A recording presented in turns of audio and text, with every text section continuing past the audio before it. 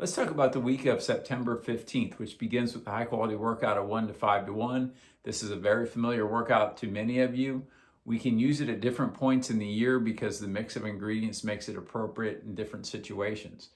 With that in mind, we are continuing our transition towards more specificity towards marathon and half marathon over the next several weeks. We've already seen some marathoners and half marathoners racing with some great success so far.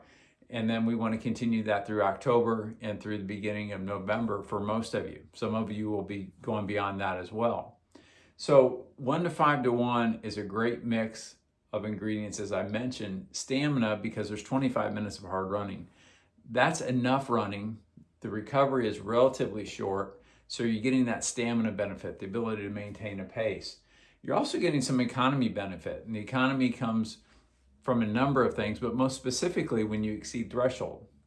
And when we're doing intervals that range in 1 minute to 5 minutes, you're going to get some of that running when you're working a hard effort on that. So we're getting some economy. There's still some speed. This isn't all that fast. It's certainly faster than marathon pace, half marathon pace, and for most of you 5K pace. So there is some speed, but I'm thinking about that with this workout more in terms of the force that you need to put into the ground to have the stride length to go the paces that you're going to do for these. So we're getting some stamina, economy, and speed, so it's a great workout. We're doing simply 1 minute hard, and we can think about that as threshold plus, and at the end of that, even a little bit higher intensity. 2 minute recovery jog, 2 minutes hard, 2 minute recovery jog, 3 minutes hard, and so on. So you get 2 minute recovery jog after all of those. So we're getting a great workout with that 25 minutes.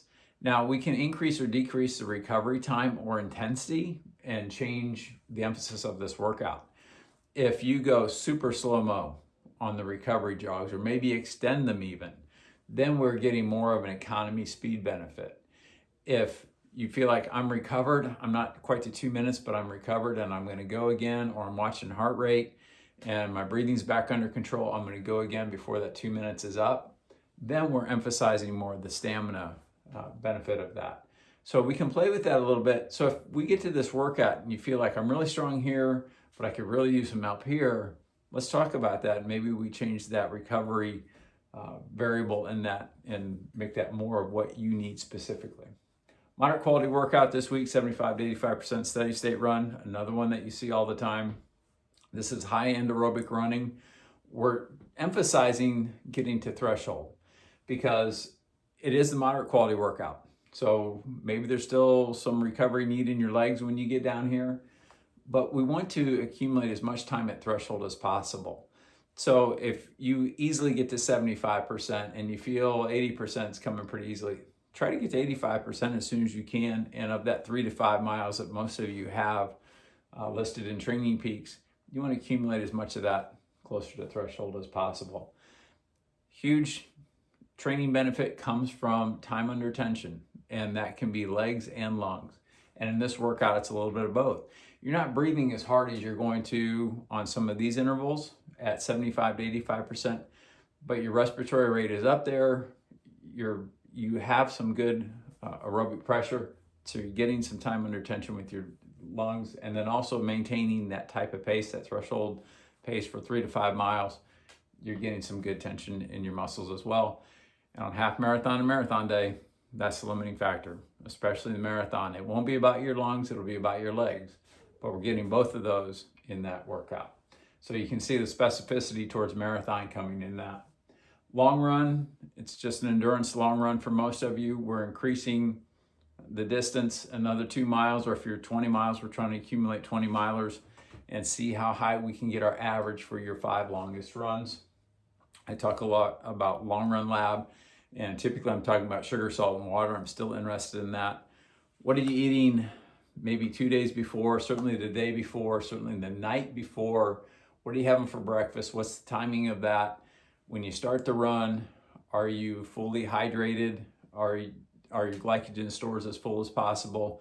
Do you have a great strategy for that IV drip of constantly bringing in that sugar, salt, and water at a rate as close to the rate at which you're burning it to keep you as strong as possible throughout the run? But also let's think about long run lab, and I'll call this long run lab 2, is let's start associating the best that you can now that the weather is more reasonable. We got a little bit more heat again this week, but it's a lot more reasonable than it was a month or two ago. It's certainly more predictable than it was a month or two ago. So we want to start thinking about, okay, I have a 16-mile run today. How do I want to feel the first, second, third, and fourth 4-mile segments, or however you want to break that down? You can say the first 10 and the last 6, however you want to do that. But start thinking about, here's how hard I want to work. Here's what I expect it to feel like. Here's what I expect to see on my watch. And start tying those things together, because on race day, that's what your race is going to come down to. You can have this goal pace all you want. You can use charts and graphs, and I like to use those as much as the next guy. But if you look at that and it says, well, your marathon pace should be this, and you start and you know it's just way too hard. That's not my marathon pace, at least today. If you start that and it's too easy and you hold back for a while and you get an hour into the marathon and it still feels too easy, well, that's not your marathon pace. You're faster than that. Let's go. So we want to tie those things together so you can get the most out of your training. We don't want you thinking that you're faster than you are. We don't want you giving away time because you're thinking that you're slower than you are. So start tying those things together. On the way to the park yesterday, I was listening to a book, actually the second time. If I listen to a book and I think it was worthwhile, sometimes I'll listen to it a second and occasionally a third time. And I'm listening to The Obstacle is the Way, Ryan Holiday. And it's basically a Stoicism light, kind of going through some philosophy, but using some great stories, some interesting people that are relatively household names and telling their stories. So it's a really enjoyable way. If you haven't had any exposure to Stoicism and that line of thinking, might be a great book for you. So as I'm listening to this, talking about training the astronauts, the initial astronauts going to the moon. And one of the things that they did is repetition over and over and over and over again, because they knew that when people panicked, they make bad decisions typically. So what they wanted to do is eliminate the uncertainty and just have this repetition. So they were really comfortable in whatever could happen. Now, of course, all of that repetition ended at the point where you shoot the rocket into space, because that was pretty hard to rehearse. So I'm sure they did some things to simulate that. And I heard this quote that I didn't catch the first time I read the book, and that's why I read them second time, is uncertainty and fear are resolved through authority. Training is authority. And then he goes on to say that training releases that uncertainty and fear. And that struck me. Certainly we can debate that. The exact wording of that is uncertainty and fear. Are they really resolved through authority? All that kind of stuff. So there's a debate to be had there. But I really like the way he put that, because in my mind, I started thinking, of course, of running performance and thinking about what's different between a 20-miler at Eagle Creek Park with your friends compared to race day downtown or in Chicago or New York or wherever. The biggest difference is the uncertainty and the fear. We know that it's going to hurt. It's a race after all, right? So we know that part. But the uncertainty of, am I going to feel good today? Is my nutrition plan right today? Am I fit? Am I ready to run what I think I want to run? All these different things, all the uncertain variables bring that fear to it. And if you're ready for it, that can make you go faster. But I really like thinking about how training helps resolve that. Because when we're doing long runs, when we're doing any of these workouts, I want you to tie that to different points in a race. So when you're doing a long run and you're thinking, when I do a 20-miler, I know this was how I felt. When I did a 20-miler, the last 4 or 5 wasn't that big of a problem. The biggest problem I had was from 10 to 15, because I'm only halfway. But I'm not close enough to where I can start pushing or where I can really start focusing so much as I might at the end. So that was an area that I really needed to rehearse. So you might pick out, where are those tough spots? What brings up a lot of butterflies for me?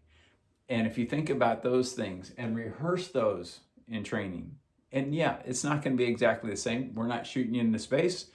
We're not pinning on a number and saying go with 10,000, 30,000, 50,000, wherever you're racing people around you. The stakes aren't the same, but if you can start thinking about that and rehearse those situations, hopefully that's going to resolve that uncertainty and fear and get the most out of you on race day. So there's your week.